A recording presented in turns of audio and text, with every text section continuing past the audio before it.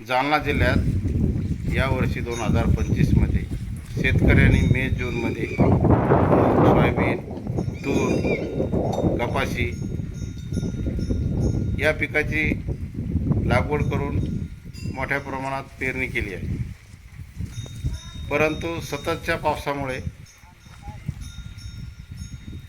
पावसामुळे या पिकाची मोठ्या प्रमाणात नासाडी झाली आहे आणि शेतकऱ्यांचा मोठ्या प्रमाणात खर्च झाला आहे.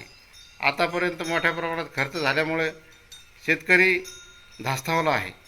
शेतकऱ्यासमोर मोठ्या प्रमाणात प्रश्न निर्माण झालेला आहे की हा खर्च कुठून हे होणार. आणि म्हणून शासनाला माझी एक विनंती आहे, शासनाने हे पंचनामे हे करूच तर डायरेक्ट शेतकऱ्याला मदत द्यावी आणि डायरेक्ट शेतकऱ्याचे कर्जमाफी करावी. नसता शेतकरी रस्त्यावर उतरल्याशिवाय राहणार नाही.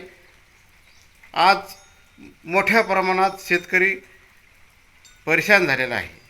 शेतकऱ्याला जगावं कसं हा प्रश्न त्याच्यासमोर पडलेला आहे. आणि शासन करते या फक्त पंचनाम्याच्या दौरे काढीत आहेत. दौरे काढून काही उपयोग होणार नाही. दौरे काढा, तुम्ही अवश्य काढा, पण शेतकऱ्याला मदतसुद्धा तुम्ही अवश्य द्या ही विनंती करतो. नमस्कार. मी पांडुरंग